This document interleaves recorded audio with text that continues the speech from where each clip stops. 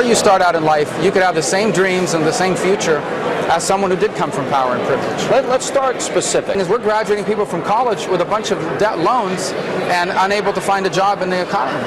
How would you... As a way to help people who are struggling to get back on their feet and try again. What are the things that has come up regarding your... Our best candidates may not run. You said the biggest issue and problem that maybe you had with conservatives is the issue of immigration. Now, Marco Rubio is no kid when it comes to politics. Former Speaker of the Florida House of Representatives, Florida Senator since 2011, member of several key committees, and now 2016 Republican presidential candidate. But after what we just saw, is he indeed ready for prime time and the scrutiny he's about to face? Second half of the arena begins. She is investigative reporter for the Washington Examiner, Sarah Westwood, joined by political reporter for the National Review Online, Joel Gehrke. I thank you both for joining us today. Sarah, I'm going to go ahead and start with you. The clip that we just saw was Marco Rubio in his interview with Sean Hannity just a little while after he had made his announcement. And he is continuously dabbing at his forehead. He's sweating profusely. It's obvious the man is very nervous at this point. And then we go back to the whole water incident when he was doing the address to the president or the response to the president a couple of years ago. There are people right now beginning to wonder if he really is ready for prime time because he looked a little nervous about this and maybe not sure of himself. What do you think?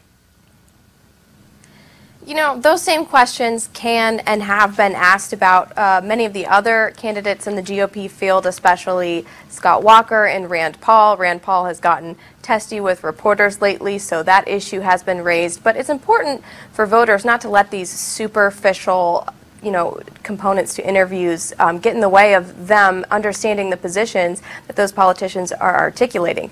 Marco Rubio laid out a very specific vision and took hardline positions on the Cuban regime and how to use military force in protection of our allies overseas. And so it's just important not to let little things like dabbing at sweat get in the way of understanding what these candidates stand for. Joel, there's something else here too, because the Freedom Tower in Miami is a very, very, very, very old building that doesn't actually have what you would consider to be the greatest air conditioning.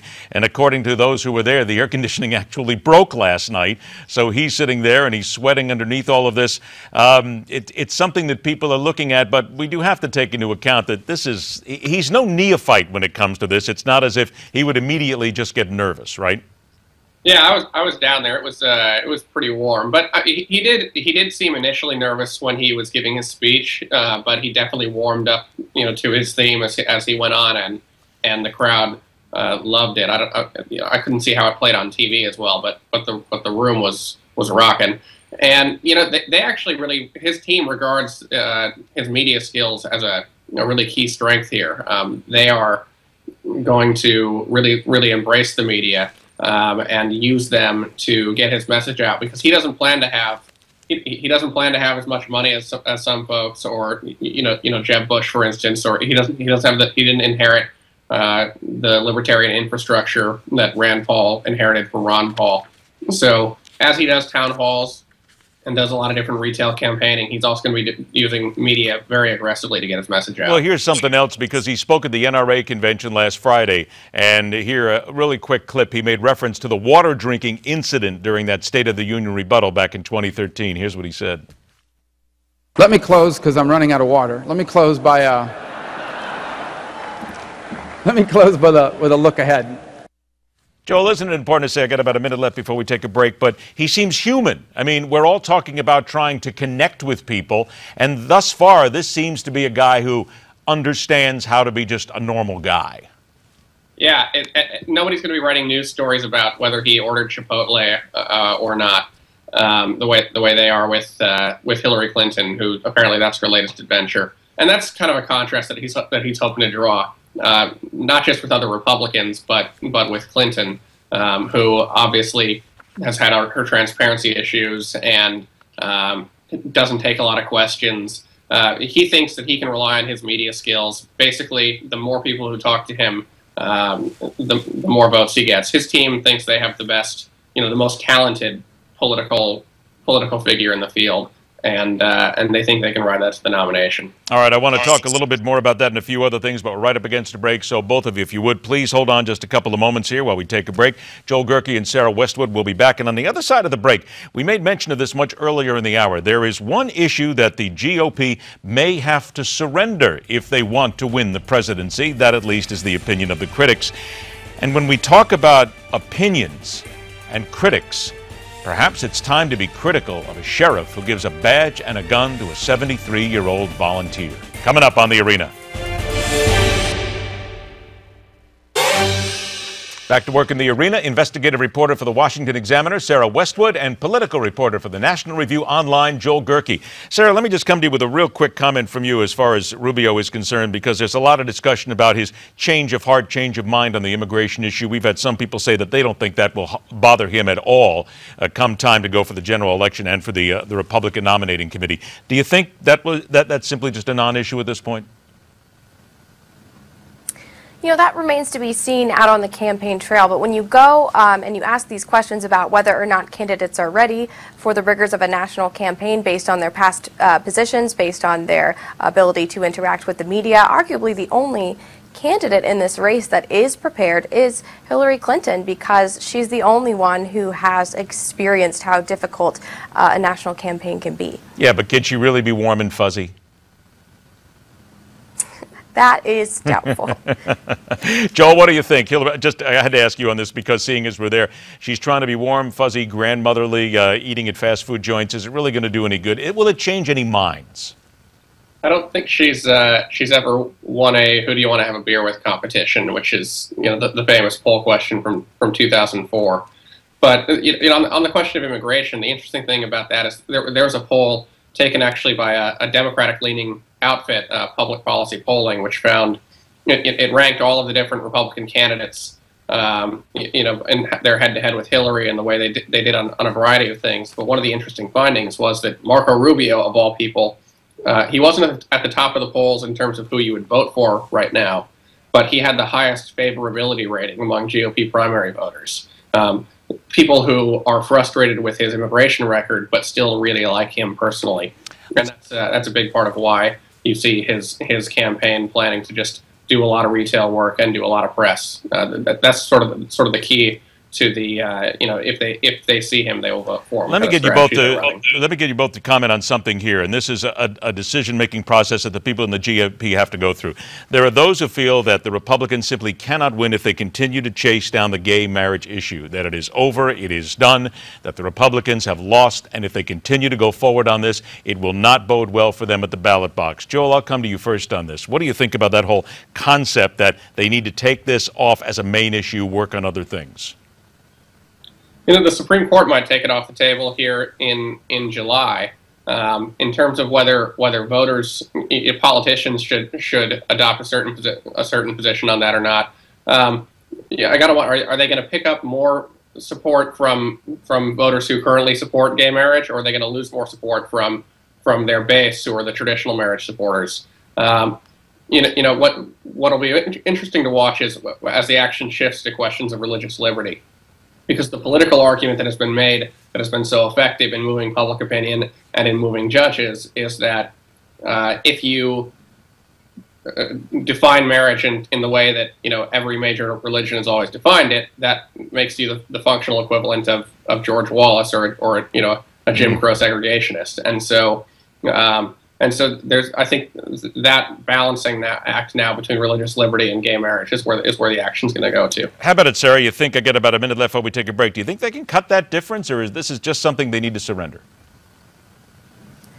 Well, what'll be interesting is here, Hillary Clinton, as you saw in her campaign launch video Sunday, she's already come out and included images of same-sex couples. It's clear that that's going to be a platform in her campaign that she's going to run on.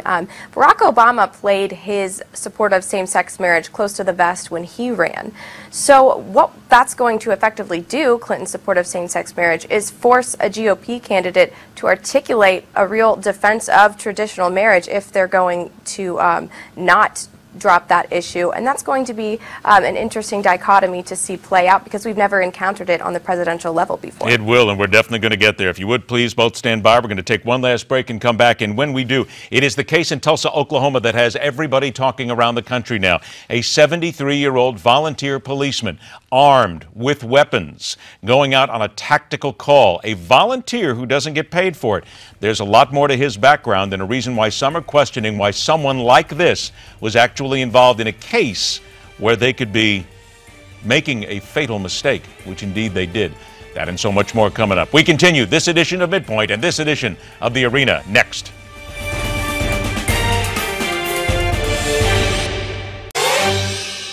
Back to it, investigative reporter for the Washington Examiner, Sarah Westwood, and political reporter for the National Review Online, Joel Gehrke. Joel, I'm going to start with you on this one here. In Tulsa, Oklahoma right now, everybody in the nation is following the story of a 73-year-old volunteer policeman, wasn't getting paid for it, who accidentally, instead of going for the taser, goes for his gun and shoots an unarmed felon. Doesn't this bring us to ask questions?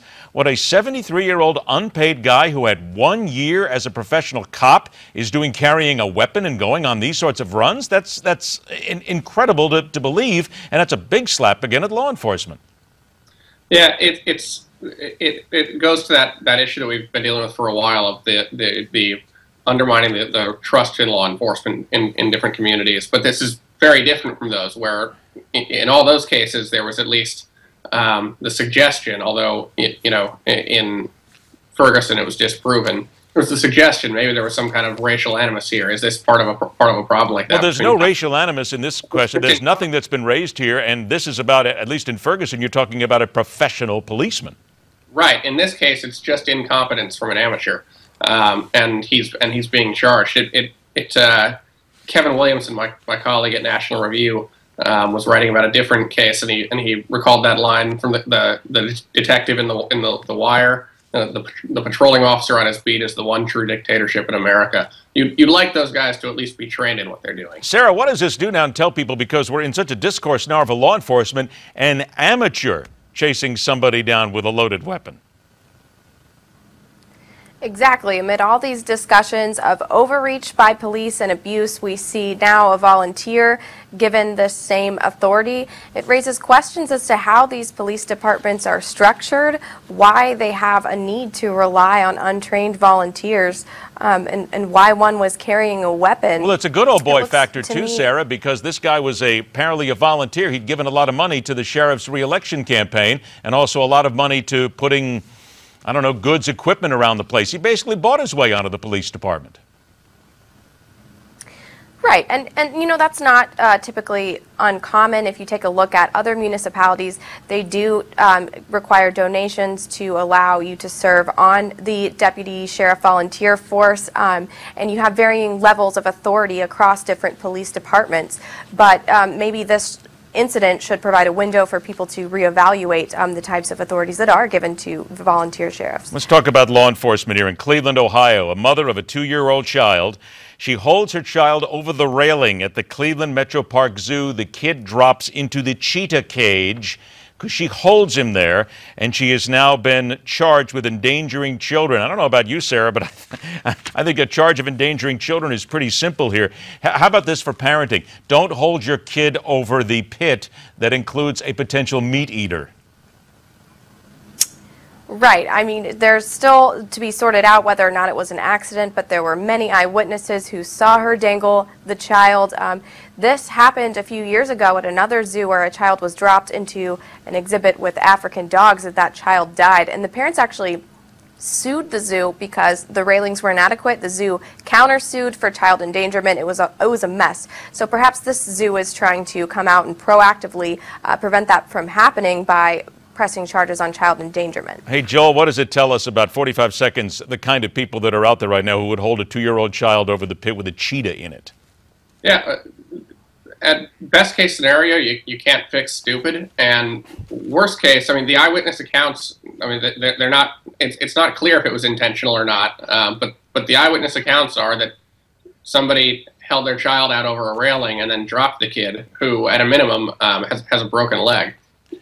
This seems like it might, not knowing all the details, this might actually be a legitimate child endangerment case here. It very well might be. How about this also? My producer, David Orth, tells me that the woman in question here is also a child care worker, the mother of this child. That's even a little more distressing. We're all out of time, unfortunately. Joel Gehrke, Sarah Westwood, thanks so much for joining us, you guys. We'll talk again. Hey, thank you. All right, take care. Third and final hour on MidPoint for Tuesday. He may be of Hispanic heritage, but there's no reason to believe Marco Rubio has their support. The celebration of Equal Pay Day that needs some facts behind it, and how to learn about America while eating your way across America. This is going to be very good for our studio crew. It's when we continue right here on MidPoint.